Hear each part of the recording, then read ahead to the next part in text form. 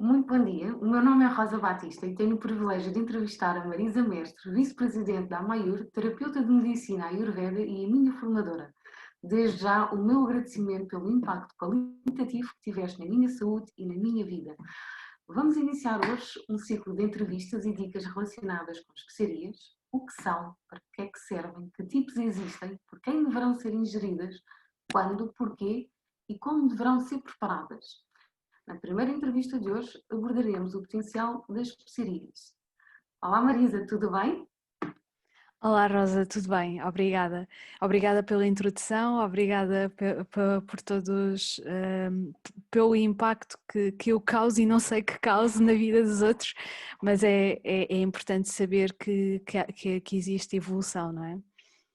É por este todo conhecimento que nós estamos aqui, para dar a conhecer as especiarias e como uma forma tão simples de um produto que tem em casa, como pode mudar a vida delas. Assim, Marisa, gostaria que tu, de uma forma simples, para quem nunca ouviu falar do Ayurveda, como é que esta medicina milenar se relaciona com as especiarias? Então, o Ayurveda, primeiro de tudo, é uma ciência milenar que nasceu na Índia, no norte da Índia, mais ou menos onde hoje temos a fronteira entre a Índia e o Paquistão, e é uma medicina que ao longo dos tempos nunca perdeu a sua eficácia, portanto, a sua efetividade, e utiliza tudo o que a natureza lhe oferece, acompanhando os ciclos circadianos da natureza, acompanhando o ritmo do dia, desde que o sol nasce até que o sol se põe, acompanhando as estações do ano e aqui um dos grandes componentes e um dos grandes trabalhos do Ayurveda passa pela alimentação, pelos fitotrópicos, pelas plantas que existem na natureza, a utilização dessas plantas e também por outras terapias de oleação que muitos de vós já devem conhecer e que já devem ter tido contacto. Se não tiveram, acho que é uma boa oportunidade para pesquisar alguma coisa sobre esse assunto. No entanto, e focando-me aqui nas especiarias e na alimentação, o Ayurveda suscita sempre a procura destes alimentos, destes fitotrópicos e das especiarias inclusive, que existem junto do nosso habitat. Portanto, se a nossa localização é Portugal, Lisboa, Porto, Algarve, a zona interior, nós temos de nos adaptar aos alimentos e às fitoterapias que existem disponíveis. Então a Ayurveda defende que devemos utilizar aquele que está disponível e que está mais perto de nós. E onde é que entram aqui as especiarias? As especiarias, na minha relação como terapeuta e paciente, eu costumo utilizar muitas especiarias como forma de melhorar a saúde, como forma de alcançar uma qualidade de vida maior, porque nem todas as patologias têm uma cura imediata ou têm tratamento eficaz, portanto, na sua maioria nós conseguimos acalmar e atenuar os sintomas. Então tudo isto passa muito por aquilo que cozinhamos e o que nós utilizamos para cozinhar. E as especiarias são fundamentais para este tratamento.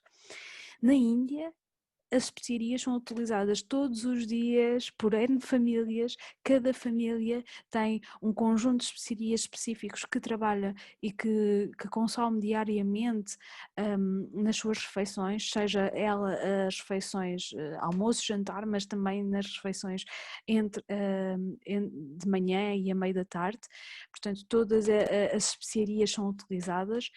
Claro que sabemos que o picante é uma das mais utilizadas na Índia, mas a sensação de chegarmos à Índia e sentirmos aquele cheirinho, as especiarias, é sem dúvida o que liga o Ayurveda depois também, ou melhor, o que a Índia se liga ao Ayurveda e o Ayurveda nos trouxe até nós, e faz a diferença, não é? Pois essa é a grande valia de quem está na Índia, o conhecimento passa de geração em geração.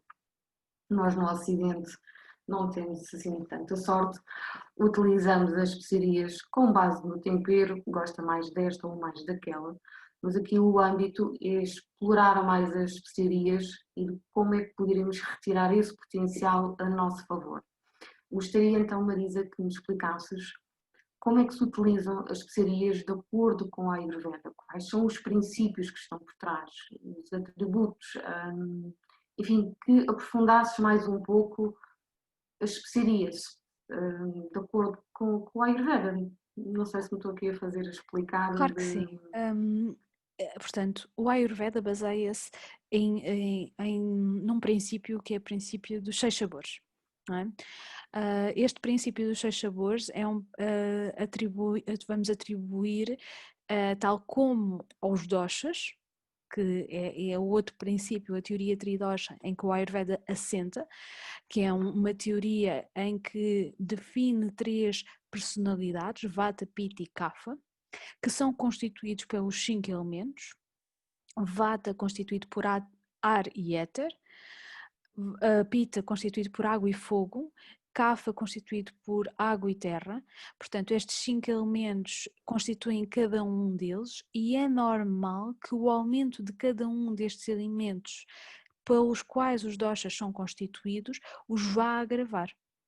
E desta mesma forma, os 6 sabores que existem para o Ayurveda, que são o astringente, o amargo, o salgado, o doce, o picante e o ácido, são utilizados para aumentar ou diminuir o dosha.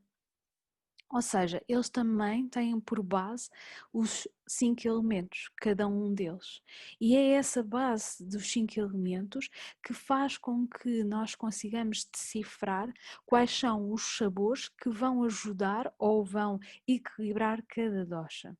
E aqui também interessa explicar um pouco de que o dosha que nós temos e com que nos encontramos neste momento, para quem já viu outras entrevistas ou já tem uma noção daquilo que é o Ayurveda, o dosha com que nos encontramos neste momento é o nosso dosha em desequilíbrio, a não ser que seja igual ao dosha original que normalmente é definido no momento do nascimento. Portanto, se nós tivermos um dosha igual, sem modificações ao longo do tempo, sem qualquer desequilíbrio, significa que estamos em equilíbrio e que estamos bem, de saúde e que tudo isso pode estar a contribuir para o nosso bem-estar. Contudo, se existe um desequilíbrio, uma mudança provocada por vários fatores, uma má alimentação, uma má conduta, uma má utilização do ambiente, o estarmos expostos a fatores externos patogénicos que não podemos controlar, muitas vezes vai alterar o nosso biótipo. Portanto, o biótipo que eu me encontro neste momento, ou o dosha que eu me encontro neste momento, é o meu dosha de desequilíbrio. E é nesse dosha que eu vou ter mais atenção para equilibrar. Então eu vou me focar sempre nos sabores que vão equilibrar o dosha que eu tenho em desequilíbrio. Muito bem, Marisa. Muito obrigada. Eu gostaria, para se explicar às pessoas de que forma é que nós podemos utilizar as especiarias, que tipos existem. Por exemplo, existe o gengibre, os coentros, a curcuma, a pimenta preta, o funcho, a asa fétida, o feno-grego, cominhos, canela, estrela de anis, cravinho, paprika, orégano, manjericão, mostarda. E existem ainda mais do que estas. Sei que disse aqui algumas que hoje a maior parte das pessoas não conhece, nomeadamente a assa fétida e o feno-grego.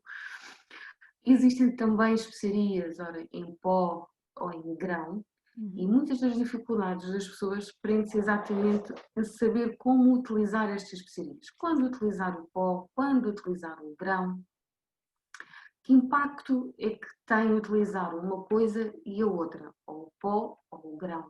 Que quantidades? Porque a maior parte das vezes aqui em Portugal o que a pessoa utiliza as especiarias mesmo é o básico, é o alho, é a pimenta, é a paprika e pouco mais. Isto está-se a deixar de lado aquilo que até nós temos. Nós temos o funcho, nós temos até cravinho, até se utiliza canela no arroz doce.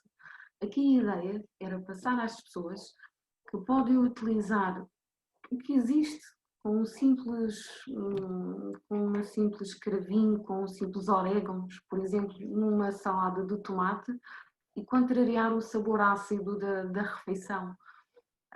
Colocar uma pimenta preta para digerir uma carne. Gostava que abordasse um pouco essa temática. Correto. Então, primeiro de tudo, lança aqui um desafio, que é quem está a assistir perguntar-se ou ir até à cozinha e perceber quais são as especiarias que têm em casa realmente. Muitas das pessoas vão se deparar com aquilo que disseste, Rosa. Só têm sal, coral, muitas das vezes, pimenta preta ou uma mistura de 5 pimentas e tomilho, porque é muito utilizado, os coentros e pouco mais, muito pouco mais. Então, muitas vezes, e até aqui reportando novamente à consulta, ao momento terapeuta-paciente, é preciso ensinar que existem mais especiarias, é preciso expor as especiarias que existem, para que é que serve e como é que eles podem utilizar. E é isto que nós pretendemos passar durante este mês, é perceberem como é que podem usar e qual a vastidão de especiarias que existe. E é isso, Rosa. Todas essas especiarias que me falaste devem ser conservadas, na sua grande maioria, em grão. Grão ou semente, quanto maior a conservação for em semente ou grão, mais tempo ela permanece com as suas características. Então nós podemos conservar uma pimenta em grão, uma erva doce em grão, um fungo em grão, um cravinho, uma canela, tudo. Porquê? Porque vai ajudar a que as suas características se permaneçam durante pelo menos 3 anos, a partir do momento, claro, da secagem, não é? Normalmente quando vamos às compras não sabemos ao certo há quanto tempo é que a especiaria possa estar no pacote, portanto é importante termos esta noção. A segunda coisa que devemos ter a noção é se utilizarmos especiarias em pó, elas têm um prazo de validade, de manutenção das suas características ao natural de cerca de 3 meses, às vezes menos, depende muito da qualidade, da altura em que compramos. Portanto, o ideal, aqui para arrumar este assunto, o ideal seria termos as especiarias em grão e moê-las quando necessitamos. Ok? Para podermos utilizar o produto com maior concentração de características, com a sua maior potencialidade. Pronto. Esta é uma das indicações que primeiramente devemos fazer. E nós, em relação ao fator das especiarias, de contrariarem ou de ajudarem a contrariar alguns sabores ou a digerir esses sabores melhor, também acontece.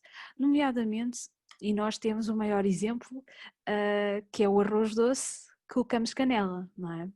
Então aqui, reportando um pouco àquilo que eu falei dos sabores, a canela é ligeiramente picante e o picante tem uma potência aquecedora e a canela é aquecedora. Então, se nós estamos a falar de um arroz, arroz é um cereal, por si só já é doce, que arrefece, portanto, arrefece o nosso corpo, arrefece o nosso sistema digestivo.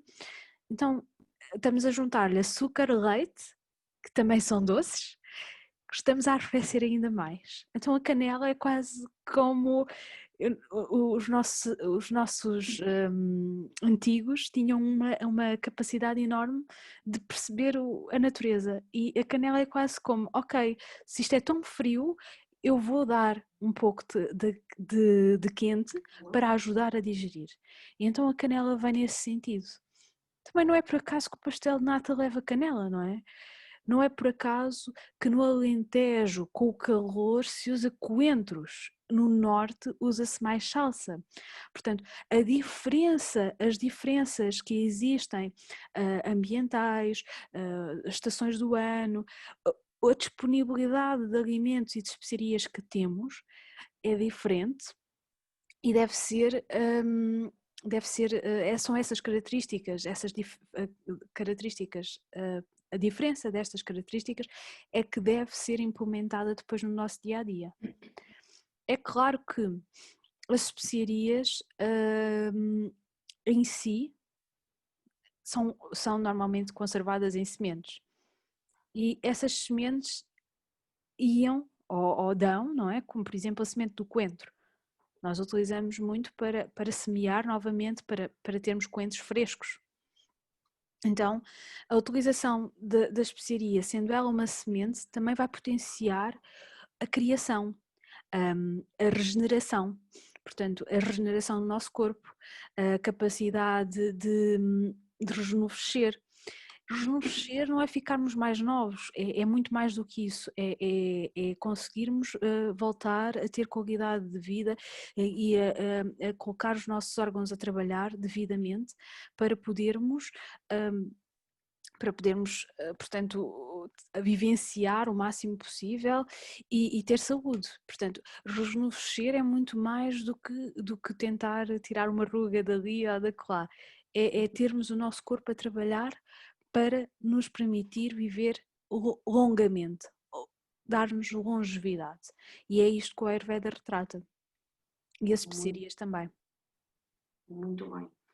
Eu gostava que falasses também do gengibre, que está muito na moda, da curcuma e da pimenta. Só dar aqui uns highlights às pessoas do que é que o gengibre nos pode ajudar.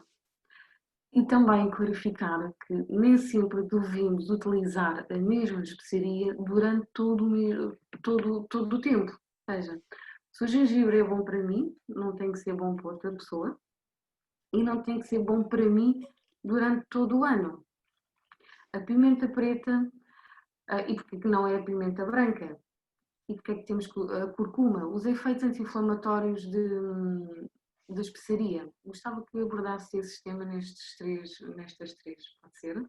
Ok, então é interessante pegar nestas três, são realmente as especiarias mais badaladas do momento e sem dúvida que vou começar pela curcuma, por uma questão, porque a curcuma tem uma componente que é a curcumina, que é anticancerígena. É claro que existem, na sua potencialidade, cápsulas em que têm este componente bem dosado e em grande quantidade que nós conseguimos consumir e até absorver. Mas sem dúvida que sem a pimenta preta que falaste, não é possível a sua absorção. E é uma quantidade específica de pimenta preta, não é uma sobredosagem de pimenta preta, é uma quantidade específica muito pequena. Portanto, é importante sempre que adquirirem a curcuma em cápsulas, ou se vos for recomendado isso, que a pimenta preta venha em conjunto. Mas hoje em dia a maior parte dos fitoterápicos com curcuma e pimenta preta, com curcuma, desculpem, tem pimenta preta. Mas quando utilizamos na culinária, é importante ter isto também em consideração. E sempre que utilizar curcuma, usarmos a pimenta preta. A curcuma é muito boa, é ligeiramente adstringente, tem uma capacidade regeneradora dos tecidos muito boa, portanto ela não vai ser só, pode ser utilizada mais do que na alimentação, muitas vezes para cicatrização de feridas também é utilizada. Ok, portanto a curcuma tem um potencial de fechar o tecido, de cicatrizar e de regenerar o tecido.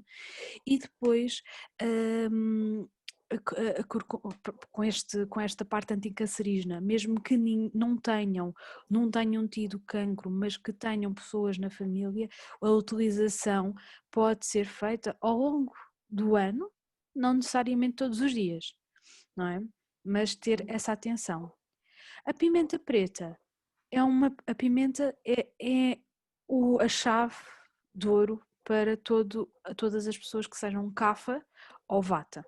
O Pitta, que é água e fogo, está interdito a tomar pimenta. Quanto mais uma pimenta leve, como o gengibre, que a Rosa falou também e que eu já vou falar a seguir. Mas a pimenta preta é muito boa para café, muito boa para quem tem asma, por exemplo. Ela ajuda a desinflamar e a que a expectoração possa ser, é anti-expectorante, portanto, ela vai promover, é expectorante, vai promover a saída da expectoração. Então, pimenta preta é muito utilizada e é a pimenta no seu estado maduro. Não é? Sendo a pimenta no seu estado maduro, no seu estado mais concentrado de características, está bem? Depois, a pimenta preta, sendo picante, vai ajudar também a aumentar a digestibilidade, vai ajudar a digerir. Então ela digere uma carne vermelha muito bem, não é? Vai ajudar a digerir. É claro que se nós consumirmos demasiado de algum alimento e colocarmos sempre a pimenta preta, ela vai ajudar a digerir, mas esse alimento também continua a ser consumido e pode provocar um dia, portanto a repetição do consumo desse alimento pode provocar um dia também um desequilíbrio ou uma patologia. O que é que isto significa? Quando eu falei do pastel de nata há bocado e da canela, vocês ficaram todos contentes em que nós, já podemos comer pastel de nata porque a canela vai sempre digerir. Mas na realidade é que o pastel de nata é gordura, é doce, portanto ele ao mesmo tempo vai bloquear alguns canais. E o nosso organismo não é um organismo é um organismo que se vai habituando e se tiver sempre a canela para digerir, depois pode perder a sua capacidade digestiva, no sentido em que eu ao consumir muitos pastéis de nata não significa que a canela vá sempre digerir na sua totalidade os pastéis de nata, se eu não cuidar de mim e se eu não tiver atenção àquilo que estou a comer. Portanto, é importante eu ter consideração de que tudo o que eu uso como antídoto deve ser para momentos específicos em que eu não tenho a oportunidade de comer melhor do que o que eu posso comer. Ou que eu tenho um desejo e quero comer um pastel de nata. Mas isto acontece o mesmo na carne, num bife. Se eu quero comer aquele bife, eu sei que se utilizar pimenta preta eu vou conseguir digeri-lo melhor. Mas se eu fizer isto por repetição, também posso causar uma patologia. Portanto, isto é só um exemplo daquilo que nós temos de ter em atenção. As especiarias são antídotos, resolvem algumas situações, mas não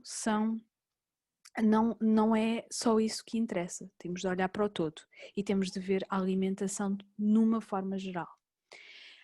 Finalmente, falando do gengibre, o gengibre é anti-inflamatório, não deve ser usado por todos os biótipos, deve também ter uma altura do ano em que se use mais, principalmente na altura do ano que é o inverno, o outono e inverno é bom, vai ajudar, é anti-inflamatório, portanto vai ajudar a desinflamar em processos inflamatórios exteriormente e internamente, pode ser usado em pó ou de forma fresca, temos em chá, é um ótimo digestivo a seguir uma refeição, beber um chazinho de gengibre, ou então fazer mesmo o sumo do gengibre, desde que não exista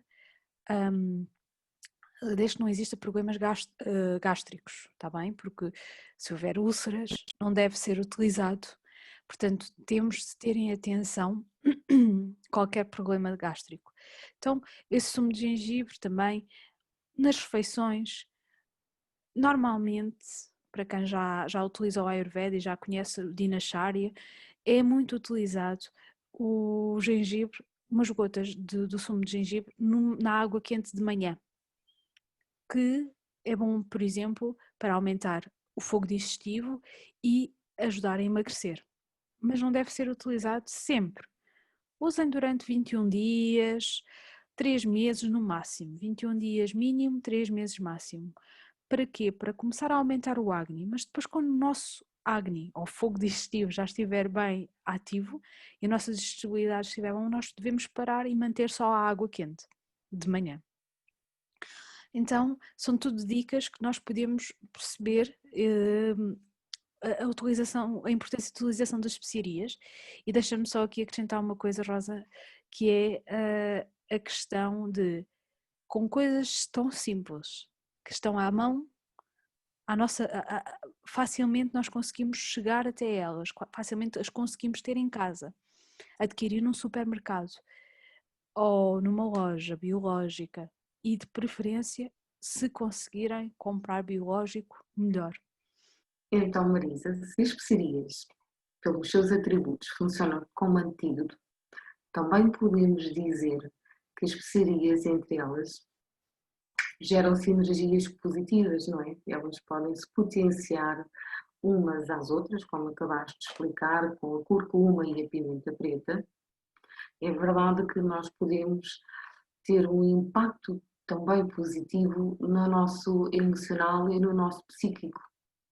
Há aqui toda uma série de emoções que também se associam às especiarias, nomeadamente o doce, em que o doce nos ajuda a ficar mais calmos, em que o picante nos ajuda aqui a ficar com um bocadinho de calor. Gostaria que abordasse essa parte em que o potencial da especiaria nos eleva. Ok, Rosa, então sim, as especiarias têm uma influência muito grande na nossa mente, portanto, todas as especiarias têm um atributo que influencia a nossa mente e as nossas emoções. Portanto, falando das especiarias, de acordo com Sattva, Rajas e Tamas, as trigunas, as qualidades mentais, Sattva, o equilíbrio, Tamas, a inércia e Rajas, a atividade. Portanto, as especiarias que normalmente são mais picantes, eu vou abordar isto mais na dica, mas eu vou deixar aqui algumas indícios para vocês ficarem mais interessados. As especiarias mais picantes vão ser as especiarias mais ativas, vão ativar mais os rajas, mais a atividade mental, vão também estar associadas a emoções mais de ódio, raiva, portanto, são especiarias que podem incentivar essa parte, está bem? Não significa que incentivem sempre. Portanto, quando tenho uma pessoa mais tamas, mais inerte, eu vou precisar de dar estas especiarias. Mais tamas significa que não tem movimento, que não tem capacidade de discernir e está apagado. Então eu preciso dar estas especiarias para as pessoas arrebitarem um bocadinho. E depois, aí, quando elas ficam mais, começam a entrar mais em rajas, mais atividade, eu começo a dar especiarias mais sattva, que normalmente são associadas às especiarias mais doces. Então nós podemos aqui rapidamente pôr 3 grupos. O sattva, especiarias assim mais docinhas, mais calmantes, tranquilas. O rajas, especiarias mais picantes, pimentas, o gengibre, o cravinho, a pimenta preta, o pípali, o chili. O para tamas, especiarias como por exemplo noz moscada, que nos ajudam a dormir e que é ótima para dormir. E a noz moscada apaga um pouco a nossa mente e ofusca-nos de todo o movimento à nossa volta. Então sim, nós de certa forma temos aqui uma ligação com a nossa mente, sem dúvida, e as especiarias têm um impacto enorme nisso.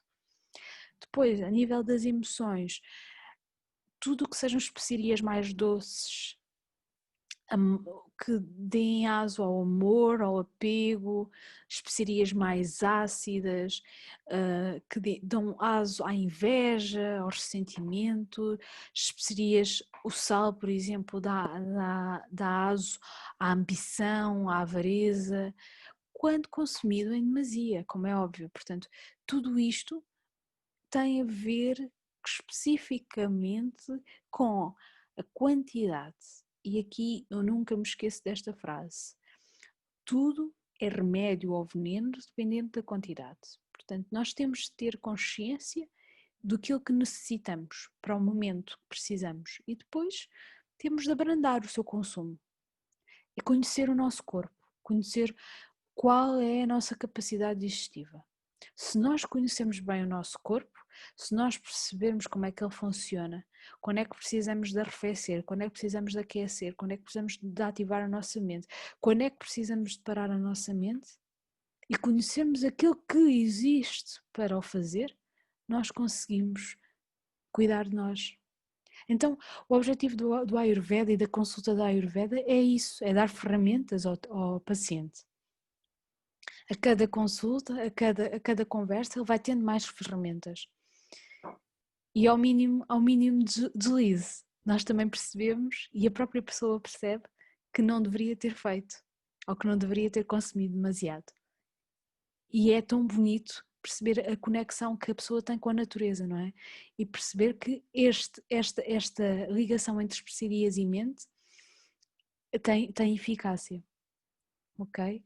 Então aconselho-vos sempre a contactar um terapeuta se tiverem algum problema, mas a verem primeiramente o que é que têm em casa de especiarias e durante as dicas tentem repetir o que vão aprender em casa, porque são especiarias, vão ser explicadas as suas utilizações, as formas de utilização e são coisas que vocês conseguem ter em casa facilmente e usá-las no vosso dia a dia.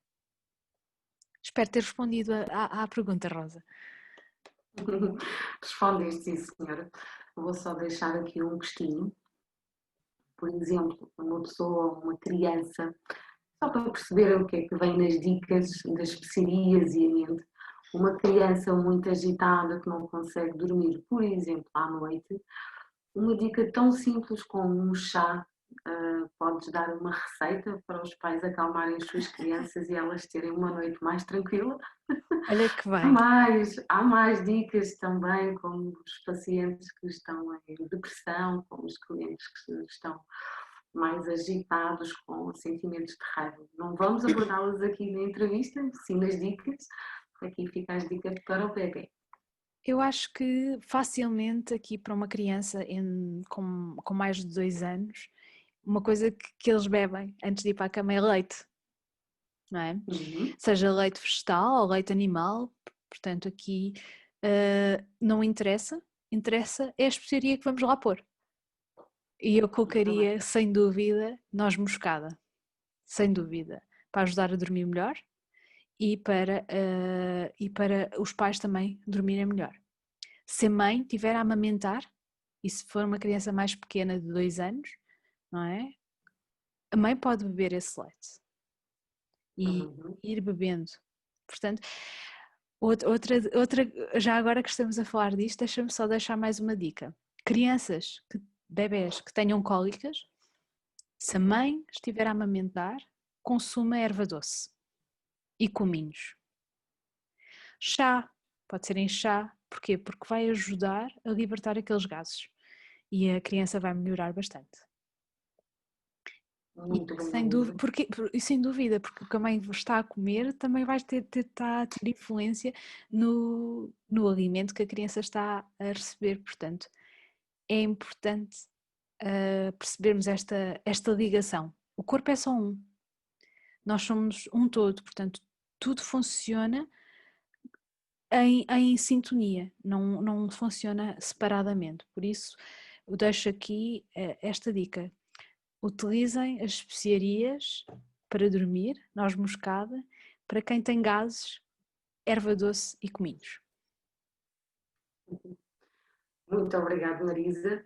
Muito obrigada a todos.